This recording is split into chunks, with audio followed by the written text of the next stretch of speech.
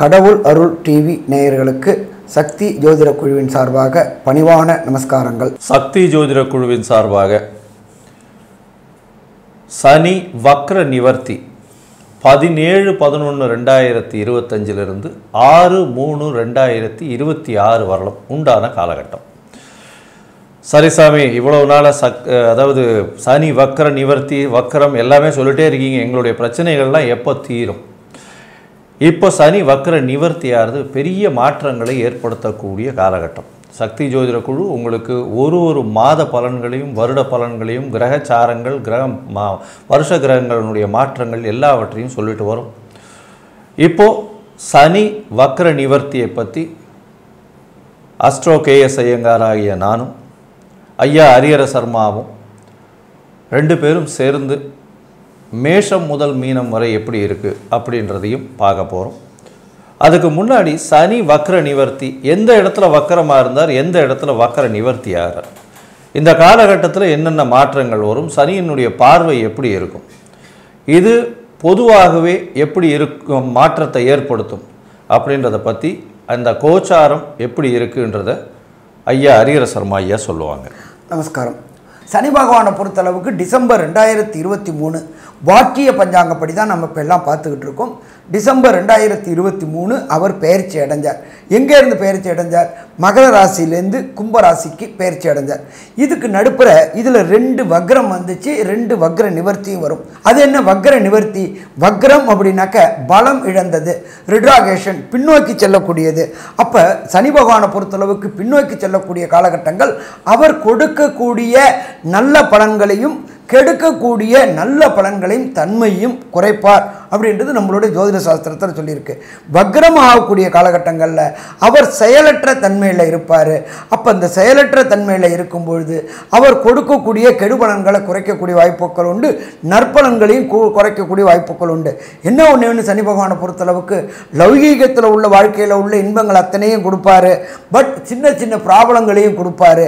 அப்போ அதை தாங்கக்கூடிய தன்மை நமக்கு வேணும். இந்த காலகட்டங்களை பொறுத்தளவுக்கு சனியை போல் கொடுப்பவரும் இல்லை, சனியை போல் கெடுப்பவரும் இல்லை. சனி கொடுப்பதை யாராலும் தடுக்கவும் முடியாது அப்படின்றா நம்மளுடைய வேதத்தில் ஒரு அங்கமான ஜோதிஷ சாஸ்திரத்தில் சொல்லியிருக்கு. அப்போ இந்த காலகட்டங்களை பொறுத்தளவுக்கு மேஷம் முதல் மீனம் வரணும். எத்தனை நாள் அப்படின்னாக்க 17/11/2025 திங்கட்கிழமை சனி பகவான் வக்ர நிவர்த்தி அடைகிறார். எந்த நட்சத்திரத்தில்? புரட்டாதி நட்சத்திரம் 1ஆம் பாதத்தில். அதுக்கு அடுத்தது அவர் மாறக்கூடிய காலகட்டங்கள், அதாகப்பட்டது கும்பத்தை விட்டு மீனத்துக்கு போகக்கூடிய காலகட்டங்கள். அதுக்கு பேர் பெயர்ச்சி அப்படின்னு பேர். நம்ம இப்போ சொல்கிறது எல்லாமே வாக்கிய பஞ்சாங்கப்படி 6 மார்ச் 2026 அன்னைக்கு மீன ராசிக்கு போகிறாரு. அப்போ அந்த மீன ராசிக்கு போகக்கூடிய இடைப்பட்ட காலகட்டங்கள் அப்படின்றது சற்றேறக்கூடிய 110 நாள் அவர் வக்ர நிவர்த்தி அடைகிறார். அப்போ இந்த காலகட்டங்கள் 2.5 வருஷம். பெரும்பாலும் பார்த்தீங்கன்னா இந்த காலகட்டங்களில் அஷ்டமத்து சனி அப்படின்றது கர்க்கடகத்துக்கும், அர்த்தாசிரம சனி அப்படின்றது விருச்சிகத்திற்கும், அதுக்கு அடுத்தது பார்த்தோம்னாக்க மகரம், கும்பம், மீனத்துக்கு 7.5 சனி. அப்போ இந்த கடந்த காலகட்டங்களில் இந்த 5 ராசிக்காரங்களும் அதிகமாக பாதிக்கப்பட்ட ராசிகள். 7.5 சனி, அஷ்டமத்து சனி, அர்த்தாசிரம சனி, ஜென்மச்சனி, பாதச்சனி, விரயச்சனி அப்படின்றது அவதிப்பட்டு இருந்தாங்க. இப்போ இந்த சனி வக்ரம் நிவர்த்தி ஆகக்கூடிய காலகட்டங்களில் மேஷம் முதல் மீனம் வரை என்னென்ன நற்பலன்களை செய்வாங்க அப்படின்றத பற்றியும் எளிய பரிகாரங்கள் என்னென்ன செய்யலாம் அப்படின்றத நம்மளோட அஸ்ட்ரோ கேஎஸ் ஐயங்கார் அவங்க சொல்லுவாங்க.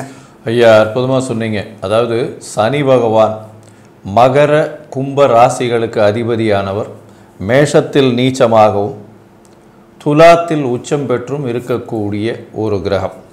இந்த சனி பகவானுக்கு கொடுத்த காரகத்துவம் அப்படின்னு பார்த்தீங்கன்னா ஜோதிட சாஸ்திரத்தில் உங்களுடைய ஆயுளை நிர்ணயம் பண்ணக்கூடிய ஆயுள் காரகன்னு சொல்லக்கூடியவர் சனி. அதே மாதிரி ஜீவனம், நீங்கள் எந்த வகையில் உங்களுடைய டே டு டே லைஃப், அதாவது உங்களுடைய உத்தியோகம், உங்களுடைய தொழில் என்ன மாதிரியான அனுபவத்தை கொடுக்கும்.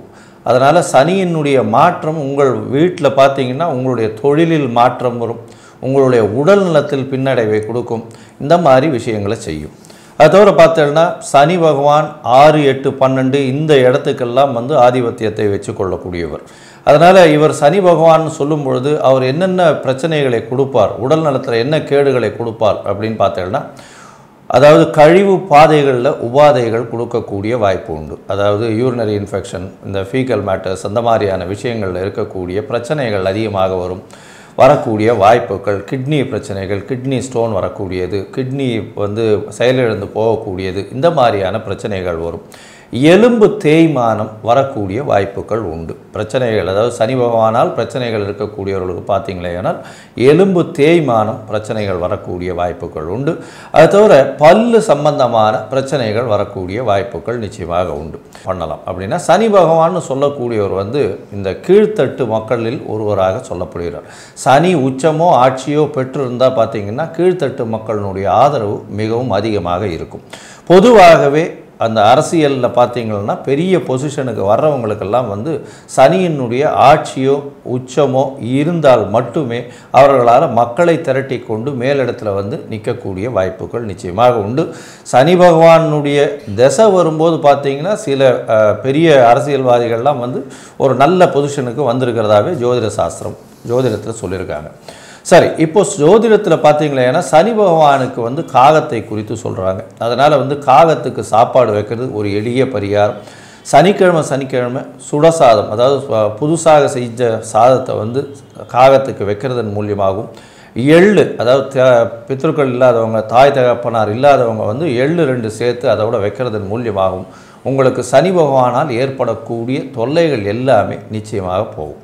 அதோட பார்த்தலையானால் விநாயகர் இல்லைன்னா ஆஞ்சநேயர், இவங்க 2 பேருமே சனியை, அதாவது எல்லா கிரகங்களையும் கட்டினவர்கள்னு சொல்லக்கூடியவர்கள். அதனால் இவர்கள் 2 பேரையும் விடாமல் வழிபட்டு வரும் பொழுது கண்டிப்பாக சனியினுடைய தொல்லைகள் கம்மியாகக்கூடிய வாய்ப்புகள் உண்டு.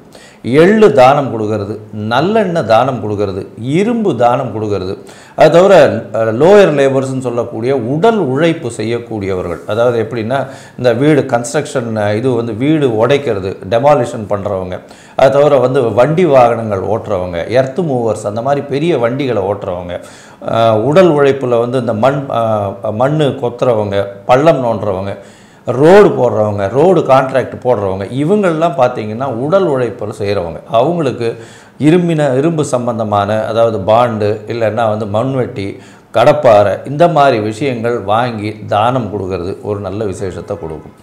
பொதுவாகவே பார்த்திங்களேன்னா இந்த பேரிச்சம்பழம், அதுக்கப்புறம் நாவல் பழம், இந்த மாதிரியான விஷயங்கள், அதே பாவக்காய், எள்ளு, நல்லெண்ணெய், இது எல்லாம் தானம் கொடுக்குறீங்க அப்படின்னா நல்ல ஒரு ஏற்றத்தை கொடுக்கும். அதே மாதிரி சனிக்கிழமை அன்னைக்கு விநாயகர் கோவில்லையோ ஆஞ்சநேயர் கோவில்லையோ தயிர் சாதம் தானம் கொடுக்கறதன் மூலியமாக, அதாவது சாமிக்கு கொடுத்துட்டு எல்லாருக்கும் விநியோகம் கொடுக்கறதன் மூலியமாக உங்களுக்கு எந்த ஒரு விஷயமாக இருந்தாலும், பிரச்சனைகள் இருந்தாலும் சனி பகவானால் அது நிச்சயமாக சூரியனை கண்ட பனி போல நிச்சயமாக போகும். ஐயா, எளிய காயத்ரி மந்திரம் இந்த சனி பகவானுக்கு சொல்லும். எப்பொழுதுமே சரணாகதி தத்துவம் அப்படின்றது சனீஸ்வரனுக்கு ரொம்ப பிடிச்சது. யாரால் ப்ராப்ளமோ அவங்கள்ட்ட சரணாகதி அடையிறது. அப்போ அந்த சனியுடைய காயத்ரி, ஓம் காகத்வஜாய வித்மகி கட்க ஹஸ்தாய தீமகி தன்னோ மந்த பிரஜோதியாத், இதை எப்பொழுதுமே சூரிய உதயத்துக்கு அப்புறம் குறைஞ்சது ஒரு நாளைக்கு 8 ட்ரிப்பு, சனி பகவான் அப்படின்னா எண்ணிக்கை 8 ட்ரிப்பு சொல்லணும். அதுவும் பார்த்திங்கனாக்கா சனிக்கிழமையில் சனி ஹோரையில் காலையில் 6 to 7 இந்த சனி காயத்ரியை சொல்லணும். இந்த சனி காயத்ரியை சொல்லி அவர்கிட்ட சரணாகதி அடையும் போது எளிய பிரச்சனைகள் எல்லாமே எப்படி சூரியனை கண்டு விட்டு பனி விலகுது அதே மாதிரி விலகும். இதுக்கு அடுத்தது மேஷத்திலிருந்து மீனம் வரையிலும் இந்த சனி வக்ர நிவர்த்தி கிட்டத்தட்ட 110 நாள்.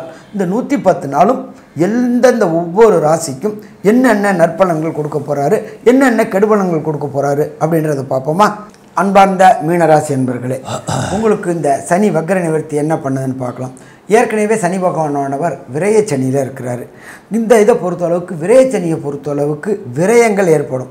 அது ஒவ்வொருத்தருடைய ஜாதகத்தின் அடிப்படையில் தான் அது சுப விரயங்களா அசுப விரயங்களா அப்படின்றத நம்மளால் நிர்ணயிக்கக்கூடிய காலகட்டங்கள் உண்டு. இதை தவிர 12ல் ராகு இருக்கார். தூக்கம் கெடக்கூடிய வாய்ப்புகள் உண்டு. உழைப்போடைய இது கூடக்கூடிய வாய்ப்புகள் உண்டு.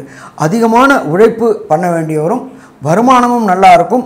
பட் உடல் சோர்வு தன்மை ஏற்படக்கூடிய வாய்ப்புகள் உண்டு.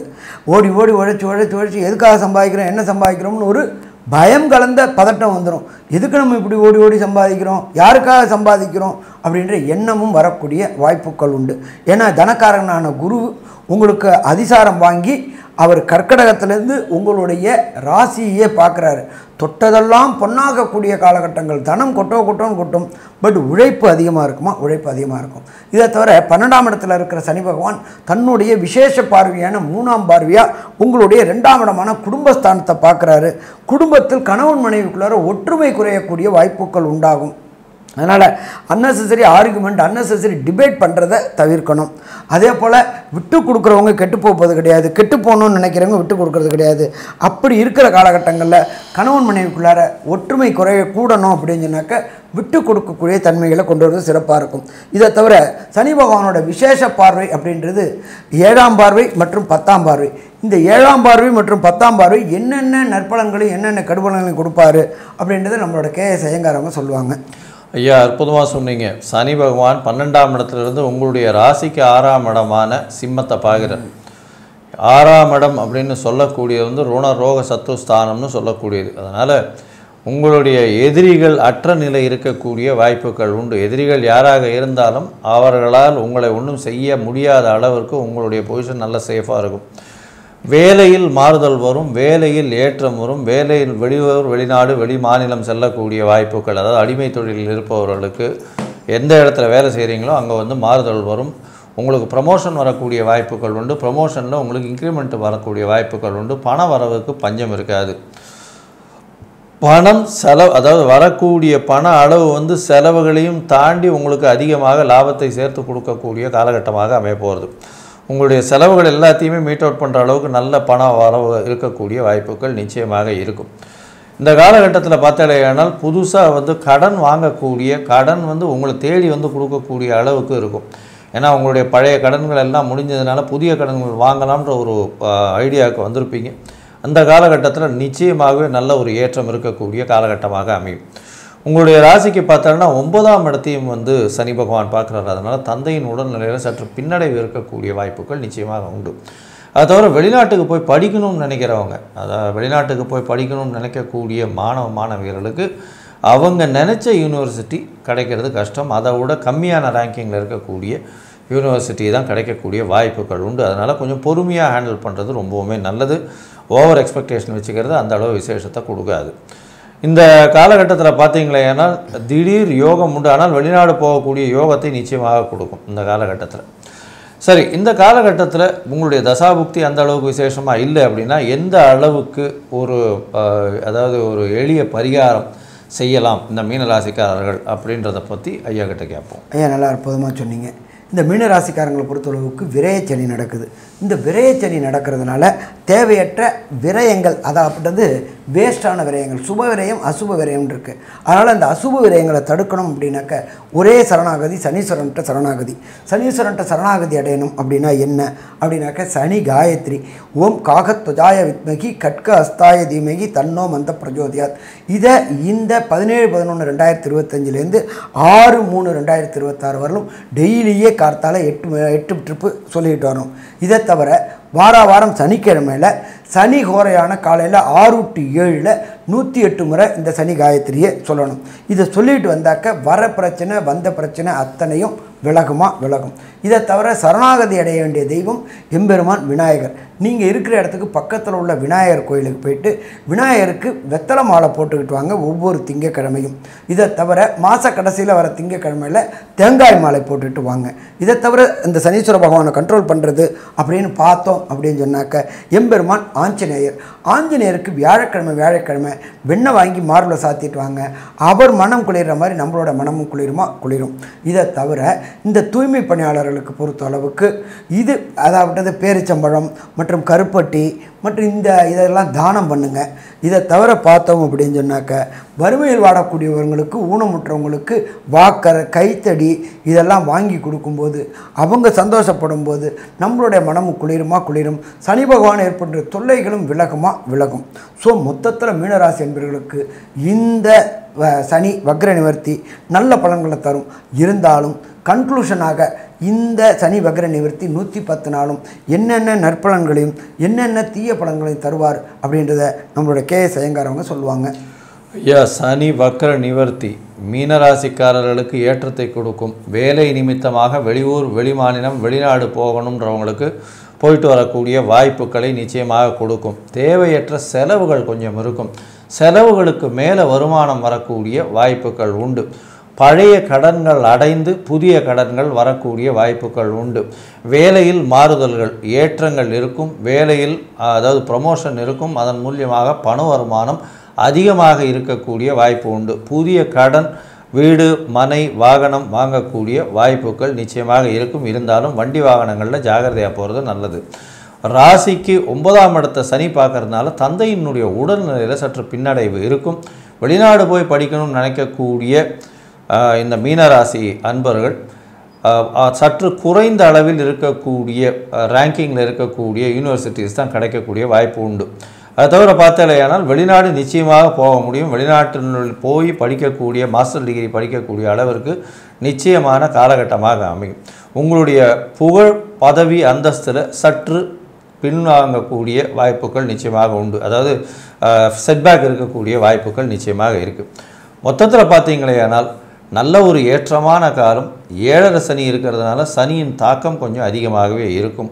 அதனால் உங்களுக்கு வாழ்வில் ஒரு 85 விழுக்காடுகள் மாற்றங்கள் ஏற்படும் அப்படின்னு இந்த சக்தி ஜோதிட குழு சொல்லுது. நன்றி, நமஸ்காரம். கடவுள் அருள் டிவியை பார்த்தமைக்க நன்றிகள். மேலும் இது போன்ற தகவல்களை தெரிந்து கொள்ள கடவுள் அருள் டிவியை சப்ஸ்கிரைப் செய்யுங்கள். மறக்காமல் பெல் ஐக்கானை கிளிக் செய்யுங்கள்.